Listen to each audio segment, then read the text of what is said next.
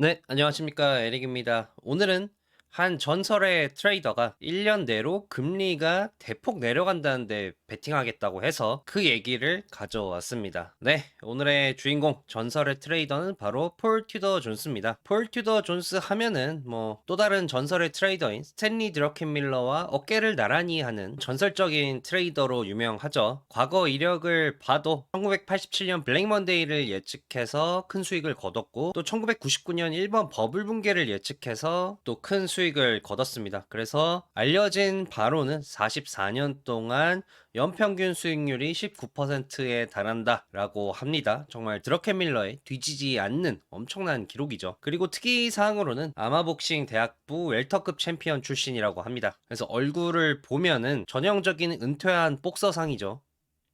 네, 오늘의 내용은 폴 튜더 존스가 블룸버그와 CNBC와 진행한 단독 인터뷰를 참고해서 만들었고요. 네, 오늘의 주요 내용은 이렇습니다. 앞서 말씀드린 대로 폴 튜더 존스는 1년 안에 금리를 크게 내린다는 것에 베팅하겠다라고 얘기하면서 왜 금리를 내릴 수밖에 없는지에 대한 본인의 논지를 전개했고요. 그렇다면은 본인의 선택은 뭐냐? 그리고 비트코인은 취향권, 그리고 주식 한 꼬집 정도가 괜찮은 선택일 것 같다 라고 얘기했습니다. 그리고 마지막으로 이 폴 튜더 존스가 과거부터 AI에 관심이 상당히 많았었거든요. 그런데 최근 이 AI에 대해 상당히 위험한 경고를 계속해서 하고 있습니다. AI로 인해서 정말 끔찍한 대학살이 벌어질 수 있다. 이거는 심각한 문제다. 라고 경고를 했습니다. 네, 우선 폴 튜더 존스가 왜 금리 인하를 예견했는지를 얘기하기 위해서 이 얘기를 먼저 해야 될 것 같은데요. 제 커뮤니티에서 글을 보신 분들은 아시겠지만 이 폴 튜더 존스가 운영하는 로빈후드 재단이라는 자선단체가 있습니다. 거기서 이제 매년 하는 행사가 종목을 골라서 수익률을 겨루는 그런 행사가 있거든요. 참가금을 내고 참여해서 롱 하나, 숏 하나 고르고, 이 행사가 이제 10월에 하니까 10월부터 다음해 4월까지, 그러니까 6개월 정도 되죠. 그 6개월간 수익률을 통해서 순위를 정하는 그런 이벤트가 있습니다. 그래서 우승자는 우승자의 이름으로 이 참가금을 걷어서 기부하는 그런 행사인데요. 이번 행사의 결과가 나왔습니다. 1등은 비레크먼, 2등은 엔젤 투자자이자 퀀트 투자자인 마크 갈란트, 그리고 3위는 스탠리 드러켄밀러가 했는데요. 이 행사 결과가 나온 이후에 폴 튜더 존스한테 물어봅니다. 폴 튜더 존스는 이 행사가 본인이 운영하는 단체에서 주관하는 행사라서 직접 참가하지는 못하지만, 그래도 본인이 참가한다면은 올해 행사에서는 어떤 걸 픽하겠느냐라고 물어봤습니다. 그래서 폴 투 존스의 대답이 나는 금리 곡선이 가팔라진다는데 베팅하겠다라는 거였습니다. 이 도표는 재작년 6월 20일, 작년 6월 20일, 그리고 올해 6월 20일에 금리 곡선을 나타낸 겁니다. 왼쪽이 단기채고요. 저 오른쪽으로 갈수록 장기채라고 보시면 되는데요. 그러니까 폴 투더 존스는 단기채 금리는 내려가고 장기채 금리는 올라가는데 베팅하겠다라고 얘기한 거죠. 그러니까 이제 폴 튜더 존스가 베팅하겠다고 말한 행사가 올해 10월부터 내년도 4월까지, 그러니까 지금으로부터 근 1년 정도 안 되는 시간이니까 그 기간 내에 단기채 금리가 크게 내려간다. 그러니까 연준이 기준금리를 크게 내릴 것이다 라는 거에 베팅하겠다는 건데요. 우선 폴 튜더 존스는 금리가 크게 내려갈 거라고 보는 첫 번째 이유로 바로 트럼프의 의중을 뽑았습니다. 트럼프가 반드시 6개월 이내로 새로운 연준 의장을 뽑을 거라는 거죠. 그래서 이 폴 튜더 존스의 인터뷰가 이번 FOMC 이전에 이뤄졌음에도 불구하고 폴 튜더 존스는 파월을 언급하지 않았습니다. 파월은 어차피 갈 사람이라는 거죠. 그래서 다음 연준 의장으로는 스콧 베센트, 지금 재무부 장관이죠. 이 사람이 유력하다고 보고 있는데, 근데 만약 베센트가 안 된다고 하더라도 트럼프 말을 잘 듣는 슈퍼 비둘기 성향의 인물을 연준 의장에 앉힐 것이다라고 얘기를 했습니다. 실제로 트럼프도 그렇고 제이디 벤스 부통령도 계속해서 파월 금리 안 내린다고 비난하고 있잖아요. 그러니까 파월의 후임자가 될 사람의 성향은 뭐 안 봐도 비디오라는 거죠. 그리고 또 금리를 내릴 수밖에 없는 또 하나의 이유로 구조적인 문제, 미국의 부채 문제를 뽑았습니다. 과거부터 경고해온 미국의 부채 문제가 이제 더 이상은 유지할 수 없는 수준이다라는 건데요. 최근 트럼프 행정부의 크고 아름다운 법안이 하원을 통과하지 않았습니까? 이제 상원 통과를 앞두고 있는데, 안 그래도 미국의 부채 문제가 심각한데 이 법안이 부채를 폭증시킬 수밖에 없다는 거죠. 이 법안의 내용을 보면은 팁이나 초과 근무에 대한 세금을 없애고 사회보장에 대한 세제 혜택을 주는 그런 감세 정책들이 있고요. 그리고 부채 한도를 늘리는 사항도 포함되어 있습니다. 그래서 이 법안이 통과되면은 부채 문제를 해결할 반대 성향의 법안, 그러니까 크고 짐승 같은 법안이 필요하다라고 얘기를 했는데, 이 미국의 부채 문제를 해결할 수 있는 두 가지가 바로 마이너스 금리와 증세 및 재정 긴축이라는 겁니다. 마이너스 금리, 그러니까 실질 금리를 마이너스로 만들겠다는 건데요. 물가 상승률보다 금리를 낮게 만들어서 미국의 이자 부담을 낮추겠다는 거죠. 그리고 정부 쪽에서는 세금을 늘리고 정부 지출을 줄여서 재정 적자를 타파하겠다는 거고요. 근데 우리가 생각해 보면은 몇 년 전만 해도 인플레이션의 몸살을 앓지 않았습니까? 그리고 폴 투더 존스에 따르면은 파월은 갈 사람이긴 하지만 어쨌든 연준도 전체적으로는 인플레이션에 대해서 계속해서 긴장감을 가지고 지켜보고 있는 모양새고요. 그런데 폴 투더 존스는 이런 분위기에도 불구하고 실질 금리가 마이너스로 갈 수밖에 없을 것이다 라고 얘기를 합니다. 왜냐면은 미국은 실제로 부채를 줄이기 위해서 실질 금리를 마이너스로 만든 적이 있다는 거죠. 바로 1950년대 미국이 그랬었는데요. 이 그래프는 미국의 GDP 대비 정부 부채 비율을 나타낸 건데 1934년부터 2025년까지 나타나 있습니다. 그래서 제가 빨간색으로 표시한 부분이 2차 대전 당시거든요. 이 당시에 미국의 GDP 대비 정부 부채가 거의 지금과 비슷한 수준으로 치솟아 올랐는데, 왜냐면 이때 당시에 이제 세계 대전을 해야 되니까 전쟁을 하기 위해서 당연히 부채를 막 찍어낼 수밖에 없었겠죠. 그래서 전쟁을 위해서 부채를 막 찍어냈는데, 이제 전쟁이 끝나지 않았습니까? 전쟁에서 승리는 했지만 아직 이 전쟁 때문에 발생한 막대한 부채가 이렇게 남아 있었단 말입니다. 그래서 이 부채를 해결하기 위한 미국의 선택이 뭐냐? 바로 마이너스 금리였다는 거죠. 이 그래프는 이 당시의 CPI와 3개월물 금리를 나타낸 건데요. 3개월물 금리를 쓴 이유는 우리가 기준금리로 알고 있는 연방기금금리는 이제 1954년부터 본격적으로 기준금리로서의 역할을 하기 때문에, 그전에는 이 3개월물 금리가 그 역할을 했었거든요. 보시면은 그때 당시에 이제 CPI가 9%까지 치솟아 오릅니다. 왜냐면은 우리가 코로나 때 물가가 오른 이유랑 상당히 비슷한데요. 이제 전쟁을 하기 위해서 이제 미국이 2차 대전 때는 전시 상황에 들어가니까 이 전쟁 물자를 생산하기 위해서 일반 공장들도 다 이 전쟁 물자를 생산하는 시스템으로 바꿔버렸단 말이죠. 그런데 이제 전쟁이 끝나고 이제는 전쟁이 아닌 우리가 일상생활에서 필요한 물품을 생산하는 시스템으로 다시 바꾸는 데까지 시간이 좀 걸렸는데, 일종의 공급망 쇼크가 발생한 거죠. 코로나 때처럼. 그런데 사람들은 전쟁이 끝나니까 굉장히 행복하지 않겠습니까? 전쟁 때는 불안불안한 심정에 허리띠 조여매고 살다가 전쟁을 승리하고 이제 전쟁이 끝났으니까 보복 소비를 하기 시작한 거죠. 소비가 불이 타오르는 겁니다. 근데 아까 말씀드렸다시피 지금 공급망은 정상으로 안 돌아왔으니까 이 차이 때문에 이 당시에 물가가 급격히 올랐습니다. 그래서 연준 입장에서는 이 물가를 잡기 위해 금리를 올렸어야 함에도 불구하고 이 부채 문제를 해결하기 위해서 금리를 안 올렸다는 거죠. 그래서 실질 금리가 이 당시에 마이너스로 유지되면서 부채 부담이 자연스럽게 줄어들었다는 겁니다. 그러니까 폴 튜더 존스는 1950년도에 썼던 해법을 이번에도 또 쓸 거라고 보고 있는 겁니다. 금리를 낮게 유지하면서 물가 상승을 방관할 거라고 보는 거니까 당연히 기준금리를 따라가는 단기채 금리는 내려갈 거고, 물가에 영향을 받는 장기채 금리는 올라갈 거라고 볼 수밖에 없는 거죠. 앞서 말씀드렸듯이 이 부채 문제 해결에는 이 마이너스 금리도 있지만 또 증세와 재정 긴축도 있다고 말씀드리지 않았습니까? 폴 투저 존스의 예상에 따르면은 앞으로 한 물가가 3에서 3.5% 선이 될 거고, 기준금리는 2에서 2.5% 수준으로 유지할 것 같다. 그렇게 되면은 한 1750억 달러 정도 이자 비용이 경감할 거고, 그럼 나머지는 어떡하냐? 나머지 한 7250억 달러를 경감시켜야 되는 과제가 있는데, 이거를 이제 증세와 재정 긴축으로 충당한다는 거죠. 이 7,250억 달러 중에 절반은 증세로 충당할 수 있다.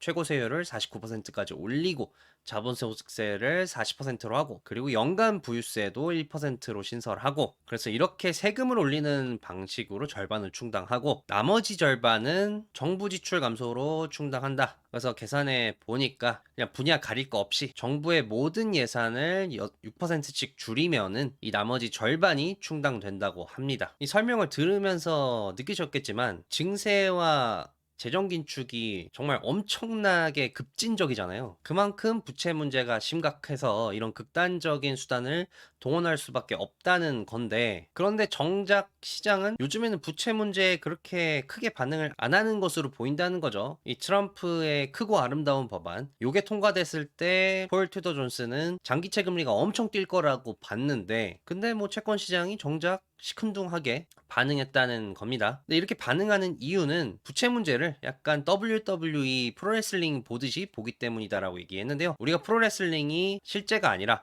각본이 있는 거라는 걸 알지만 그래도 그냥 실제라고 생각하고 보잖아요. 그런 것처럼 우리 모두 부채 문제가 상당히 심각한 문제라는 걸 알지만 그냥 문제가 아니라고 생각하고 대처하고 있다는 거죠. 왜냐하면은 아직까지는 부채로 인해서 뭔가 심각하고 즉각적인 문제가 발생하지 않았기 때문에 문제가 아닌 척 여기고 있다는 겁니다. 그래서 우리가 부채가 문제가 없다고 생각하고 아닌 척하고 있을 동안은 앞서 말한 급진적인 이런 증세와 재정 긴축이 당장은 시행되지 않을 것이다. 그렇다면 금리도 안 내려가냐? 아니다. 금리는 내려갈 것 같다. 왜냐하면은 부채 문제의 현실화와는 별개로 트럼프 행정부에서 굉장히 강력하게 금리 인하를 추진하고 있기 때문이라는 겁니다. 그리고 부채 문제가 현실화돼서 어차피 금리를 내려야 된다면은 지금 대통령이 밀어줄 때 내리는 걸 마다할 이유가 없다는 거죠. 그러면은 이 부채 문제가 실제로 현실화돼서 증세와 재정 긴축돼야 되는 시점이 언제냐에 대해서는 채권 자경단이 움직이는 시점이다라고 말했습니다. 그러니까 채권 시장에서 미국 국채는 안전자산이다. 미국 국채는 문제없다. 이게 아니라 미국이란 나라가 부채 때문에 큰일 날 것 같은데 미국의 채권이 안전하지 않은 것 같은데 라고 그런 생각들이 전반적으로 퍼져나가기 시작하면은 이제 그때가 문제가 된다는 거죠. 그렇다면은 폴 투더 존스의 선택은 무엇이냐?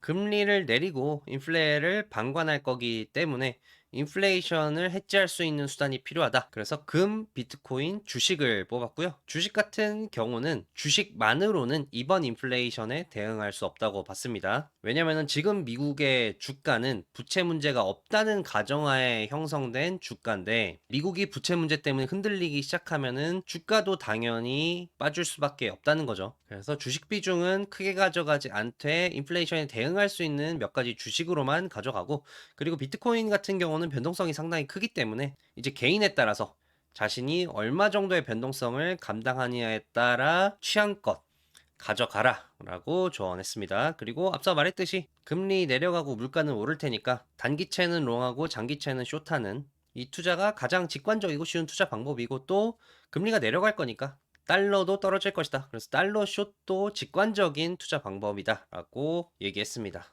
근데 아까 말했듯이 시장은 아직까지는 부채 문제에 크게 반응하지 않고 있다고 말씀드리지 않았습니까? 그래서 앞으로 1년 동안 금리를 내리는데 정작 시장은 미국의 부채 문제에 반응을 안 한다. 만약 그런 상황이라면 주식이 상당히 좋을 것이다 라고 봤습니다. 그래서 금리가 내려가는데 시장이 미국의 부채에 대해서 별 우려를 안 한다? 그러면은 주식 비중을 크게 가져가는 게 좋을 것이다 라고 얘기했습니다. 네, 그리고 마지막으로 AI에 대한 정말 살벌한 경고를 했는데요. AI가 대학살을 저지를 확률을 무시할 수 없다는 겁니다. 폴 투저 존스가 최근 어떤 비공개 컨퍼런스에 참여를 한 적이 있대요. 한 50명 정도 각계각층의 정말 유수의 전문가들을 모아놓고 자유롭게 토론도 하고 어떤 주제에 대해서 서로 찬반 의견도 밝히는 뭐 그런 식의 컨퍼런스였다고 하는데, 거기서 나왔던 주제 중에 하나가 AI가 인류를 말살할 확률이 10% 이상이냐 아니냐 이거였는데, 이 컨퍼런스에 참여한 50명 중에서 4명이 거의 AI 쪽에서는 최고의 전문가로 뽑히는 4명이었다고 하는데요. 이 4명이 AI가 인류를 말살할 확률은 10% 이상이다에 모두 동의했다고 합니다. 그래서 실제로